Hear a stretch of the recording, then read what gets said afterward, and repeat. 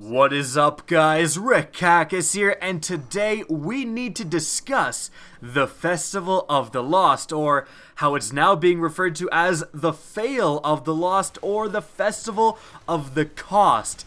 The Destiny community right now is in an uproar over recent events and over how the Festival of the Lost has been handled in Destiny. Now, this is not just something I'm making up here. Quite frankly, I'd rather be playing Titanfall 2 all day, but clearly, as you can see right here, from this official Destiny trailer about the Festival of the Lost, and just look at that like to dislike ratio. That tells you everything you really need to know.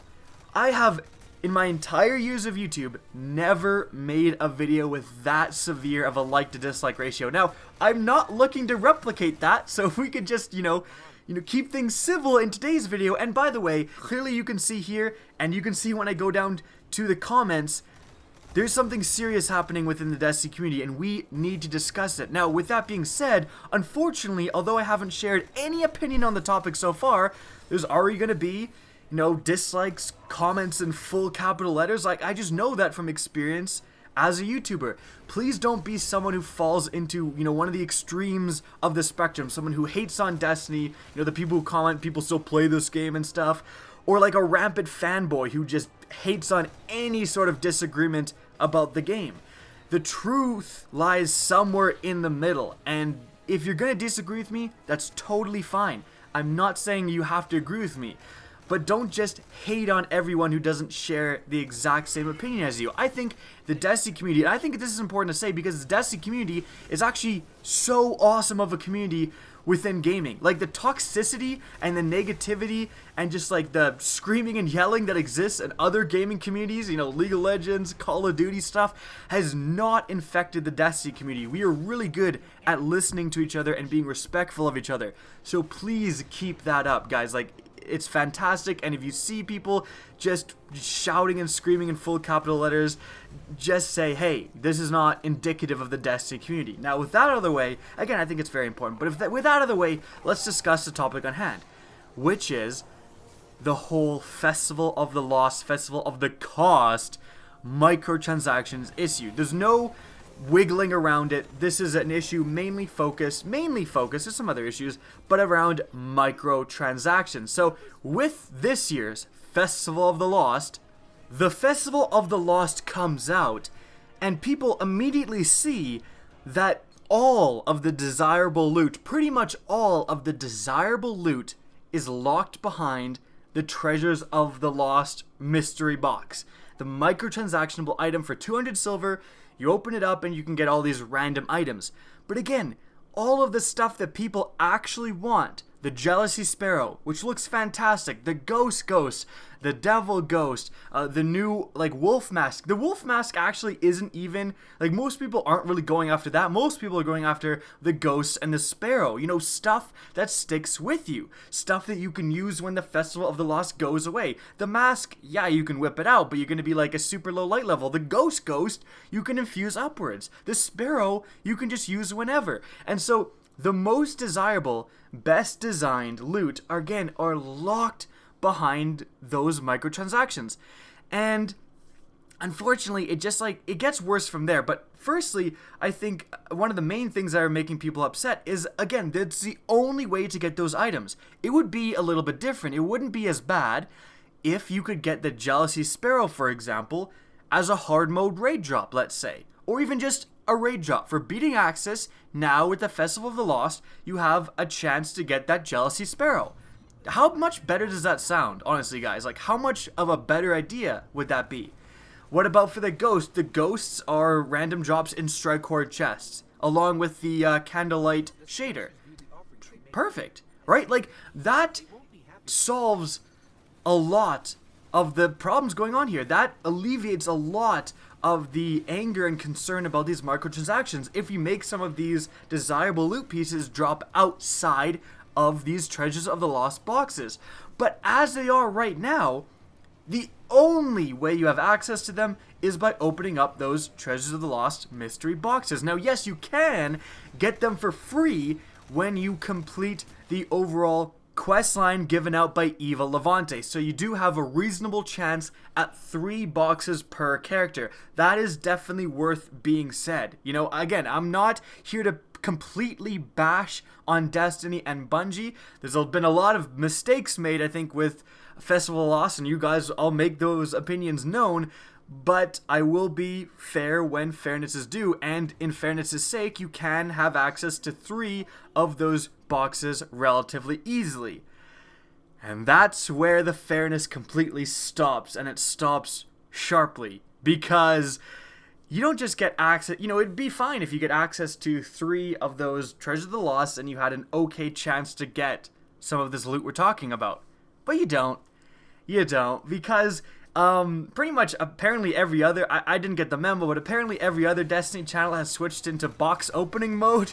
I will never do a box opening video on this channel. I don't like them. I think they're a little bit grimy. I would never do that. You'll never see it from me paying money and just opening a bunch of boxes, because I just don't agree with them.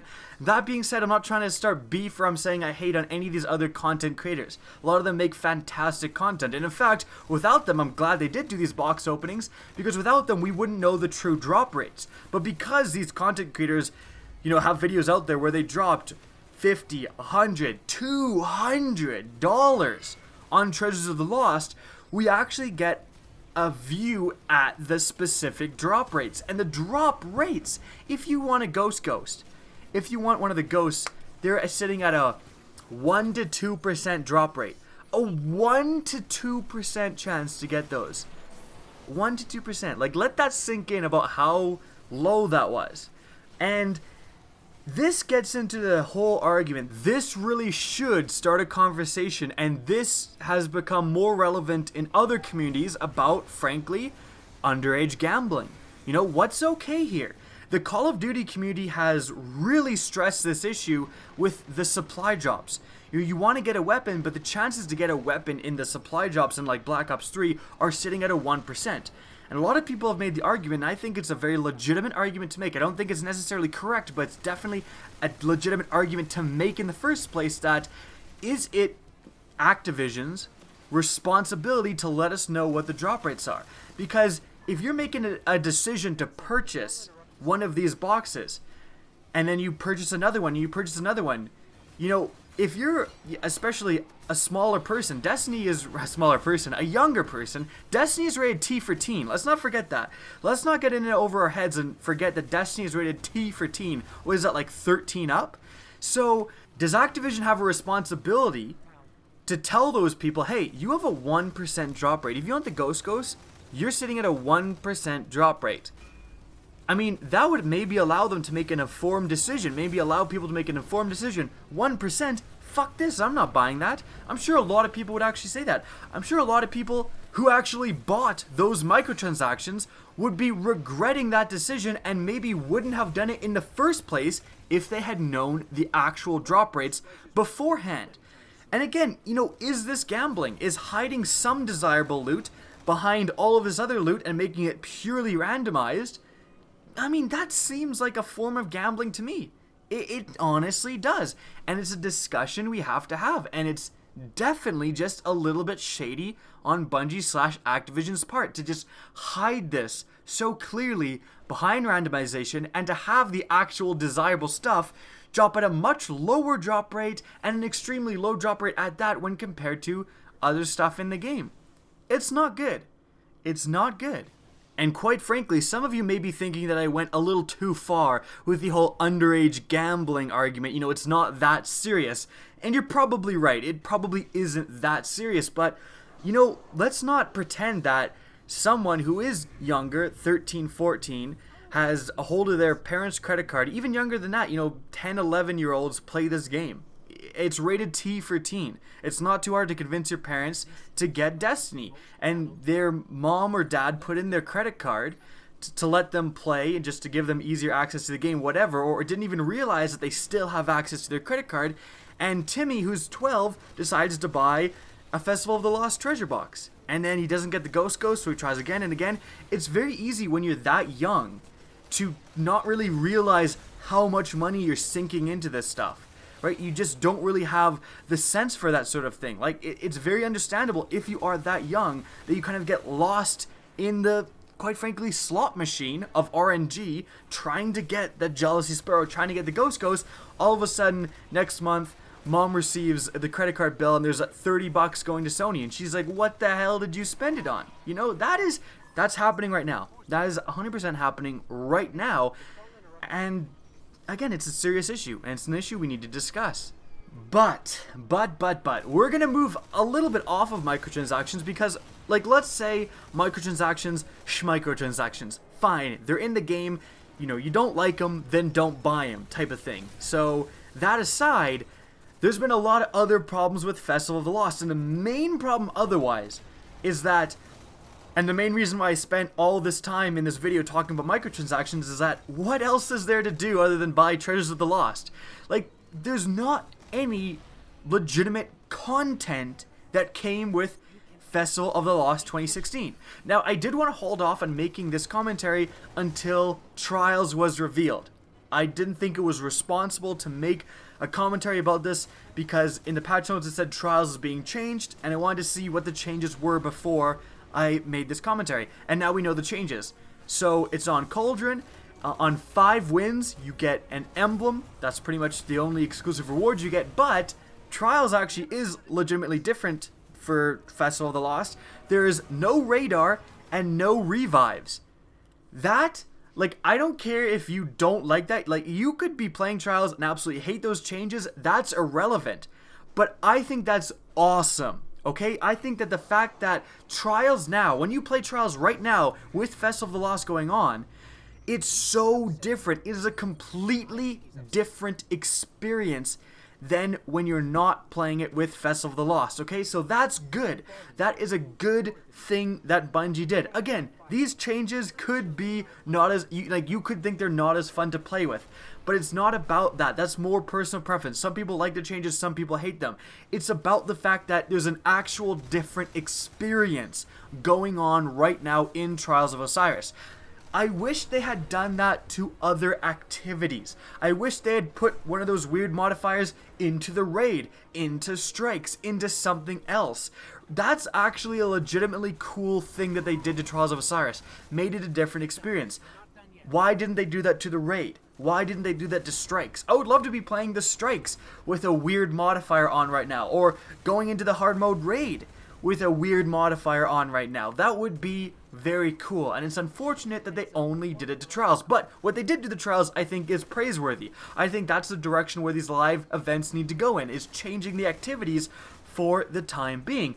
But aside from that, aside from just adding some modifiers to Trials, what other legitimate content is there? Basically nothing. The quest is very minimal, and it really doesn't introduce you to any new content. There isn't any new missions. There's no new weapons or armor to earn. It's nothing like that. And, you know, there was a top voted Reddit post, and I think it's worth definitely bringing up, of someone saying, look, what are my microtransactions funding? Because when Eververse was founded, and this was definitely said, when Bungie started Eververse and began microtransactions with the first Festival of the Lost, they said, you will be funding future live events. You dropping $250 trying to get the Ghost Ghost is going to help us fund future live events. Okay, there's been several live events. Microtransactions have been a big part of Destiny ever since then. And then Festival of the Lost 2016 comes around, and it's the same shit, basically. That really concerns me. That really concerns me that this Festival of the Lost, apart from some minor changes, is very, very similar to the original Festival of the Lost. And this mainly concerns me because a lot of people, including myself, I gave Bungie so much shit. Like, I feel bad for it, but I was really on Bungie's case with the first set of live events for not being enough, not adding enough content, not doing all of this stuff. And then the April update comes out. The April update comes out and it's great. Everyone is like, holy shit, new content, new weapons to earn. The old weapons are back, and now we have a reason to grind Vanguard and grind Crucible. And you're still grinding Vanguard and Crucible to get those rewards and stuff, right? Like, I think most people, almost everyone, loved the April update. I was so hyped about the April update. I gave Bungie non-stop praise for the April update. And, I don't regret doing that or anything because they deserve it. The April update was fantastic. And I thought that they had kind of looked at what was going on and changed their ways. I said at the time of Crimson Days, I called it a joke. And I said, Crimson Days is a joke. There's not enough content. And everything I asked for in that video, they did in the April update. So I was like, yes, they're finally listening to, people like myself and other people who are criticizing them for not adding enough content. And then all that happens and Festival of the Lost is the same shit. That is so concerning to me. That, again, I thought they had changed their ways. I thought they had got the message for the April update, and then they go right back to doing what they did in 2015 with the Festival of the Lost. That's sketchy. That's so sketchy because, so did they not even listen to anyone? What's happening for the new Sparrow Racing live event coming in December? Bungie has been adamant about adding more stuff and making this year's Sparrow Racing a lot better than last year, but now there's a huge reason to be concerned. Is Sparrow Racing gonna be another rehash of 2015 Sparrow Racing with some slight changes? Is Sparrow Racing gonna be centered around microtransactions? Will the only good Sparrows be locked behind microtransactions? These are all huge concerns now because what was supposed to last us from Rise of Iron, which I have no gripes about. Well, I have some gripes, but I'm not going and bashing Rise of Iron. Generally, that was a great expansion, in my opinion. But from Rise of Iron, all the way until 2017, what was supposed to last the Destiny community is these live updates. And we start off, the first live update, the first, stepping stone in the roadmap to Destiny 2 is a failure. That is super concerning. That is very concerning. That Bungie threw all the advice we gave to them out the window when we said, you can't have these live events have no content. And then they make the Festival of the Lost 2016 have basically no content. That is very concerning. They completely ignored the main criticism they got for all of 2015. So, what does the future hold? What do the next live events hold? Is it more of the Festival of the Lost? These are all big problems that Bungie is going to need to be accountable for. And we, as a community, guys, if you're going to go away from this video with any sort of message, it has got to be this. Be woke. Stay woke. Be paying attention to what Bungie is saying. Ask the right questions on the forums, on Twitter, all over the place. Because the vaguer Bungie is, the more vague they are, the more information they don't indulge, the sketchier the situation is. We need them to be clear and concise about what they're adding for the next live event, what they're adding for Sparrow Racing, what's going to be in microtransactions. Is there going to be any way to get this loot in other activities? These things need to be, asked this time because they weren't really asked for Festival of the Lost. In fairness, we didn't really expect this, but if more people had been upfront, all those news outlets, IGN or whoever who gets these interviews with Bungie and they actually said, okay, what new content, what new actual content is coming with Festival of the Lost? Bungie would have gone, you get a quest? And maybe we as a community would have gone, whoa, what's going on here? This is concerning. And then Bungie might have had to change their ways or do something, right? But we as a community need to stay woke. We need to know what's coming and hold Bungie accountable for what they do. Because there's a lot of good games out right now. Titanfall 2 just launched. I am having a blast with the multiplayer in that game. Battlefield 1 is so much fun, is also out. And Call of Duty comes out too. Now, Infinite Warfare is getting a lot of hate, but remastered COD 4, that's no joke. That's COD 4, great game. So all of these other games are coming out. Let's not forget, Mass Effect Andromeda and now Red Dead Redemption 2 are on the horizon. So this is a lot of alternatives that Destiny players have to play, a lot of fantastic games. And if Bungie wants us all coming back for Destiny 2, they're gonna need to give us legitimate reasons to dip back into Destiny every once in a while with these live updates. Even if we just dip back in for a week, have some fun with Sparrow Racing, and dip back out and go back to playing, Titanfall 2, that's good enough to, you had fun in Destiny, you're like, that was fun, yeah, I'm definitely getting Destiny 2. But if they don't do that, if people dip back into Destiny for Sparrow Racing, and it's another Festival of the Lost, you've lost a lot of loyalty there, Bungie. You've lost a lot of loyalty, and people are not as likely to stick with the Destiny community. I've been playing this game for 3 years. I don't plan on quitting, and I'm very much looking forward to Destiny 2. With that being said, look at the problems we're having right now. And it's a very serious concern whether or not Bungie can keep the Destiny community interested and entertained until 2017. They didn't do the best job of it in 2015. We let them know, and they let us know that they understand that, and they promise to do better. But right off the bat, they didn't do better. So there you have it. Hope you guys enjoyed this video. Whatever there was to enjoy, is a very somber topic.